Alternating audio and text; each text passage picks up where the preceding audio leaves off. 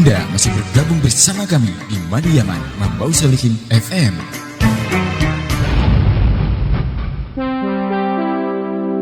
Kami hadir kembali untuk Anda. MBS FM, Wahana Syiar, Kajian dan Nada Islami. Selamat mengikuti acara kami.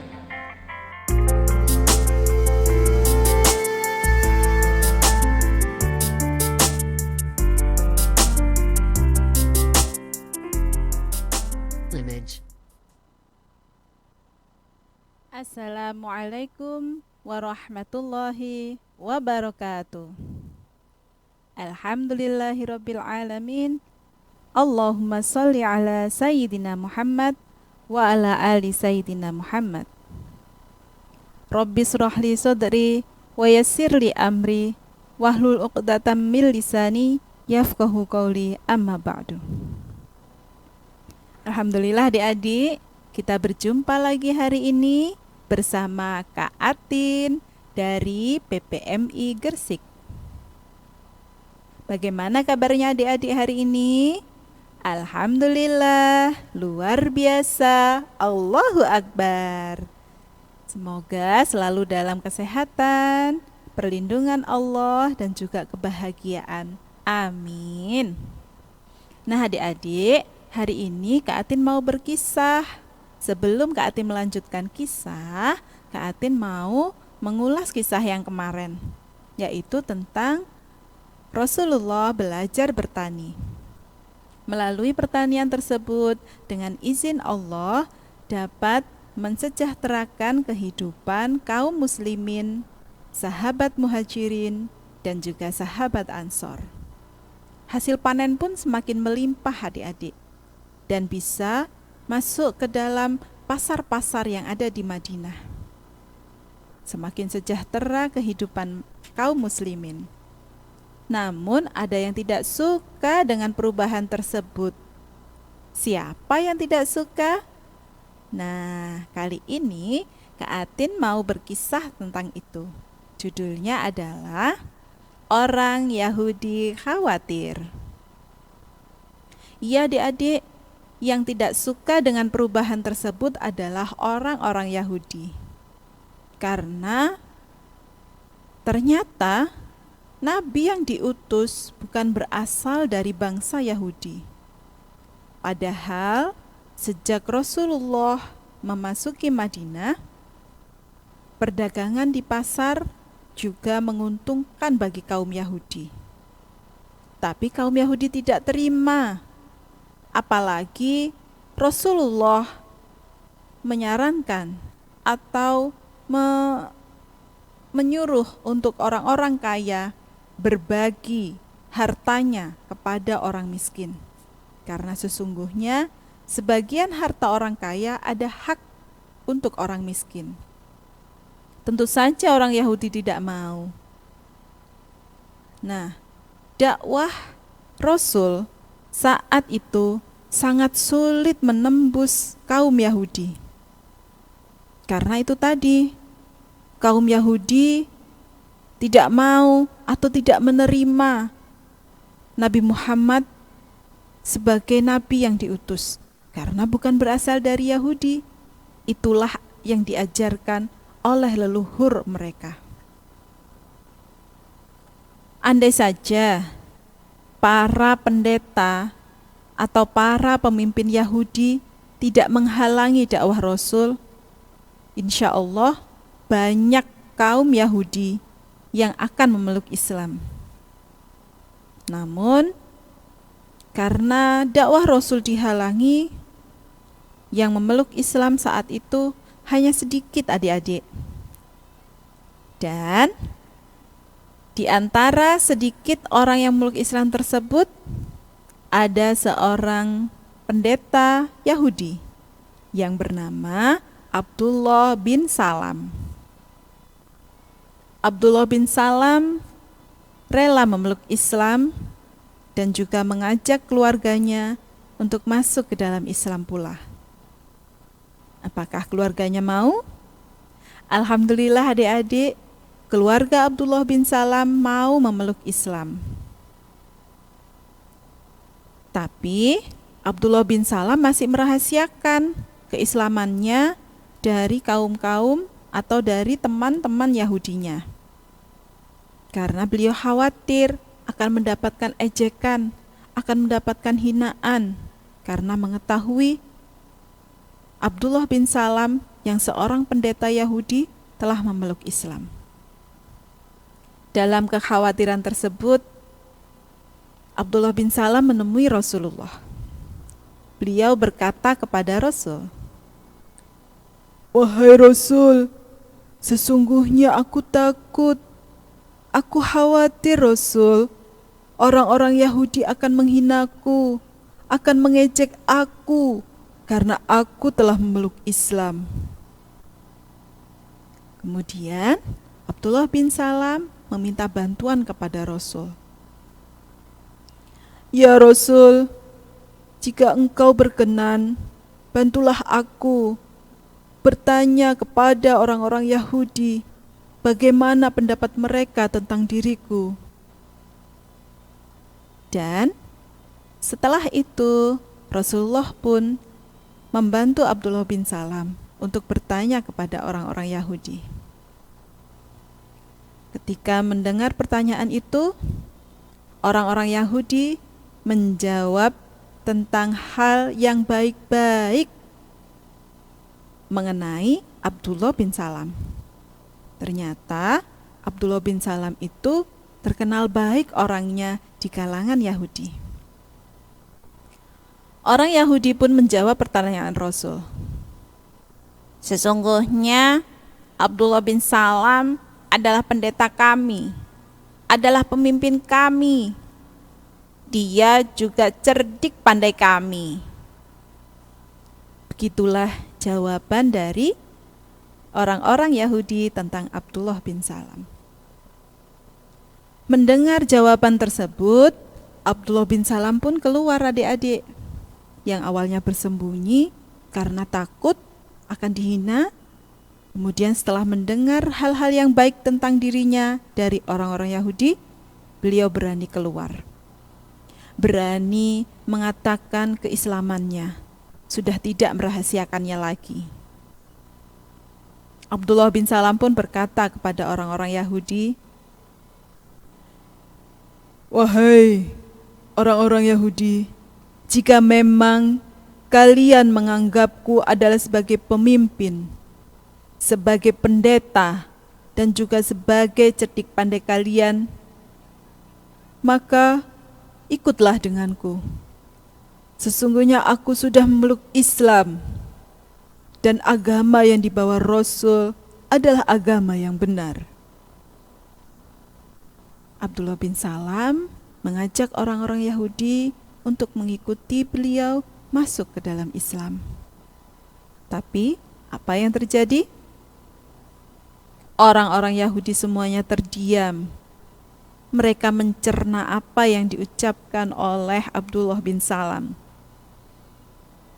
Wajahnya berubah menjadi pucat, seakan-akan darah berhenti dari dalam tubuhnya. Mereka semua terdiam, tidak tahu harus berkata apa-apa. Kemudian, salah seorang dari mereka pun berani berkata. Namun, perkataan yang dikeluarkan bukan perkataan yang baik-baik lagi seperti sebelumnya. Melainkan, orang Yahudi ini benar-benar mengejek Abdullah bin Salam. Apa yang dia katakan? "Abdullah bin Salam, pasti kamu sudah masuk dalam kegilaan karena telah meninggalkan agama kami dan berani memeluk Islam." Astagfirullahaladzim. Seperti itu adik-adik, orang-orang Yahudi mengejek Abdullah bin Salam karena sudah memeluk Islam. Orang-orang yang lain pun, orang-orang Yahudi yang lainnya ikut mengejek, ikut melontarkan kata-kata kasar. Semuanya bekerja sama, semuanya kompak, tapi dalam hal keburukan. Jangan ditiru ya adik-adik, kita tidak boleh mengejek, kita harus saling sayang. Sejak kejadian tersebut, orang-orang Yahudi pun bekerja sama. Mereka bekerja sama untuk menghancurkan Islam. Kisah selanjutnya. Sebelum ini, orang-orang Yahudi sebenarnya sudah mengetahui bahwa akan ada nabi yang diutus oleh Allah di tengah-tengah mereka. Dari mana mereka tahu kalau ada nabi? Dulu, sebelum adanya Al-Quran, orang-orang Yahudi membaca Taurat. Dan di dalam kitab Taurat tersebut disampaikan bahwa dalam waktu dekat Allah akan mengutus seorang nabi. Orang-orang Yahudi pun sombong, mereka percaya diri bahwa nabi yang akan diutus oleh Allah berasal dari bangsa mereka, berasal dari kaum yang sama dengan mereka, yaitu kaum Yahudi. Sehingga mereka terus-terus membanggakan kepada orang-orang Arab. Dan mereka berkata kepada orang-orang Arab bahwa nabi tersebut adalah kebanggaan bagi kaum Yahudi. Apa yang mereka katakan? Hai orang-orang Arab, sesungguhnya sebentar lagi akan ada nabi yang diutus oleh Allah. Maka kami akan mengikutinya. Kami akan membersamainya melawan kalian seperti yang kami lakukan kepada kaum Ad dan kaum Iram. Mereka sudah berjanji seperti itu. Sudah bangga, sudah janji mau mengikuti nabi yang diutus. Tapi mereka belum tahu bahwa nabi yang diutus adalah Nabi Muhammad dan bukan berasal dari Yahudi. Begitu tiba waktunya, Allah mengutus Nabi Muhammad SAW untuk menyebarkan agama Islam di tengah-tengah mereka. Apa yang terjadi? Orang-orang Yahudi pun ingkar, adik-adik. Mereka mengingkari perkataannya. Mereka mendustakan apa yang telah mereka katakan sebelumnya. Mereka mendustakan apa-apa yang telah mereka ketahui dari kitab Taurat. Mereka nggak jadi mengikuti atau membantu Nabi Muhammad. Karena setelah mereka mengetahui bahwa Nabi Muhammad bukan berasal dari kaum Yahudi, mereka kecewa, adik-adik. Oleh karena itu, mereka semakin menjadi-jadi, semakin bersemangat untuk menghina Rasul. Astaghfirullahaladzim. Yang dilakukan orang-orang Yahudi saat itu sangatlah keji, adik-adik. Setelah itu, semua pendeta dari kaum Yahudi berkumpul dan menemui Rasul. Untuk apa ya? Tentu saja untuk menanyakan hal-hal yang tidak masuk akal, menanyakan hal-hal yang fungsinya adalah untuk mengejek agama Islam. Pendeta-pendeta tersebut bertanya kepada Rasul, "Hai Muhammad, jika Allah yang menciptakan kami, maka siapa yang menciptakan Allah?" Ada yang bertanya seperti itu, adik-adik. Kemudian, apa yang dilakukan Rasulullah? Setelah mendengar pertanyaan tersebut, Rasulullah pun terdiam, menahan marah. Wajahnya beliau berubah karena menahan marah. Sebelum marah itu keluar, malaikat Jibril pun turun menyampaikan wahyu dari Allah, menyampaikan firman Allah yang ada dalam surah Al-Ikhlas ayat 1-4, yang artinya, katakan, Muhammad, Allah itu satu. Allah tempat memohon pertolongan. Allah tidak beranak dan tidak diperanakkan. Tidak ada yang bisa menandinginya seorang pun. Itulah firman Allah dalam surah Al-Ikhlas. Adik-adik sudah hafal surah Al-Ikhlas? Alhamdulillah, pasti sudah hafal ya. Untuk lebih menghafalnya lagi, yuk kita baca sama-sama ya. Membaca surah Al-Ikhlas. A'udzu billahi minasyaitonir rajim. Bismillahirrahmanirrahim. Qul huwallahu ahad. Allahus samad. Lam yalid walam yulad walam yakul lahu kufuwan ahad. Shadaqallahul azim. Alhamdulillah, terima kasih ya sudah membantu Kak Atin membaca surah Al-Ikhlas ayat 1 sampai 4. Itulah firman Allah untuk menjawab pertanyaan yang lancang dari kaum Yahudi. Setelah mendengar jawaban Rasul tersebut, apa yang terjadi? Apakah kaum Yahudi terdiam? Tentu saja tidak. Kaum Yahudi semakin menjadi-jadi, mempertanyakan lagi hal-hal yang tidak baik. Dan pertanyaan yang kedua adalah, "Hai Muhammad, kalau begitu, bisakah engkau mewujudkan bentuknya Allah? Seberapa tingginya? Bagaimana bentuk lengannya? Bagaimana bentuk wajahnya? Bagaimana? Dan bagaimana?" Semua itu ditanyakan oleh kaum Yahudi kepada Nabi Muhammad.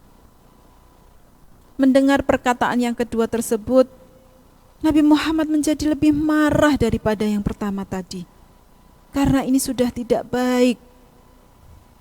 Namun, sebelum Nabi Muhammad benar-benar marah, Malaikat Jibril pun turun kembali, menyampaikan firman Allah untuk menjawab pertanyaan dari kaum Yahudi.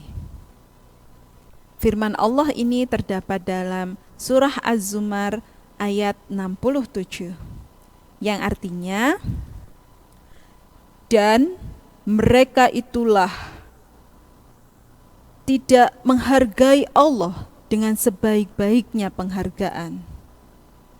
Dan bumi seluruhnya itu aku menggenggamnya kelak pada hari kiamat.